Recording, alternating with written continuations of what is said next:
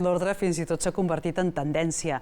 En part gràcies a les xarxes socials i en gran part també a un nom que els hi sonarà força, suposo, la Marie Kondo, una professional japonesa que va crear escola amb un mètode propi per endreçar. La seva estela l'han seguit altres persones fins al punt que s'ha convertit en una professió, la d'organitzador o organitzadora professional. Aquí tenim la Clara Massons, un equip del programa ha anat a veure com treballa.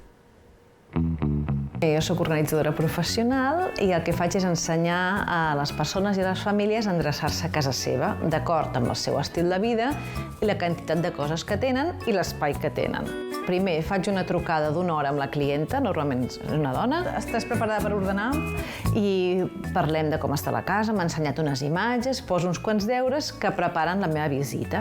I després el que ens dedicarem a fer sobretot és la roba, que és el que m'has comentat que t'agobia més. Potser són coses que m'he posat una vegada, dues, i me les estimo moltíssim, llavors costa molt desprendre'n d'elles. Amb aquest procés d'ordre el que volem és que l'armari es mantingui endreçat i no haver-lo de refer a cada canvi de temporada. Hola! Hola, Diana! Què tal? Com Molt bé, com estàs?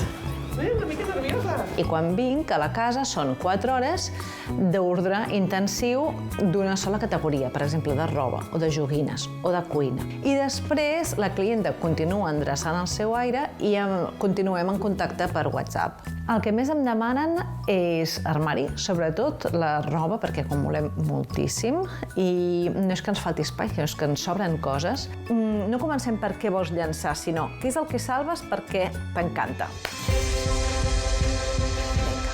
Tu ves-m'ho passant que jo vaig apartant. Aquest segur? Vinga, va, t'encanta.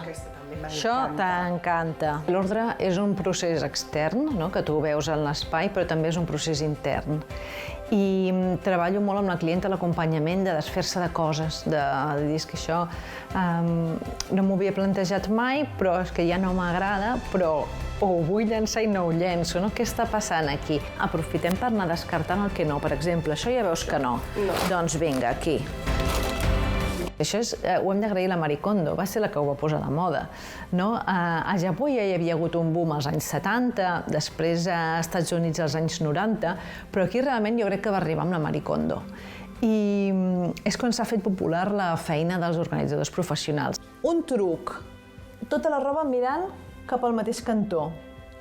Després, la mateixa distància entre penjador i penjador. Tenim tendència a fer així per aprofitar l'espai. Això no es veurà mai endreçat. Aleshores, totes la mateixa i després tots els penjadors igual. Si pot ser, en aquest cas, tots de fusta, doncs millor. Encara costa una miqueta d'ubicar, Quan jo dic a les persones que conec que soc organitzadora no saben si soc interiorista, si és que netejo cases, no saben ben bé què faig. Però que anem agafant consciència de viure amb una miqueta menys, de gaudir més de l'espai i de la pau que ens dona l'ordre, crec que és un gran valor.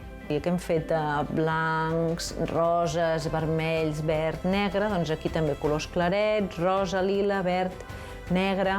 La idea és mantenir-ho així, no atapeir-ho més. Per plegar la roba, el jersei és el que tu vulguis. Posem el jersei cap amunt. Ens imaginem 2 línies que surten del coll i pleguem. A veure, molt bé. Recullo la màniga, perfecte, i cap avall, molt bé.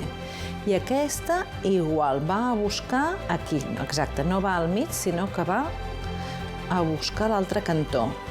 I aleshores faig un plec i un altre i em quedarà així, exacte. Exacte. O, per exemple, hi havia una clienta que per ella eren molt importants els llibres, per la seva família. Aleshores no volia desfer-se de cap llibre, encara que sabia que no els tornaria a llegir. Aleshores anem a veure aquest vincle, què representa? Per tu aquests llibres estan representant la teva família i desfer-te de la família representa una traïció a aquesta família. Anem a endreçar també això i això dona eines a cada persona de decidir dir, mira, realment els llibres són uns objectes. Em quedo amb una selecció que m'encanta i em fa molt feliç i la resta la deixo anar, perquè sé la diferència entre el que és i el que representa, sé la diferència entre un llibre i la meva família.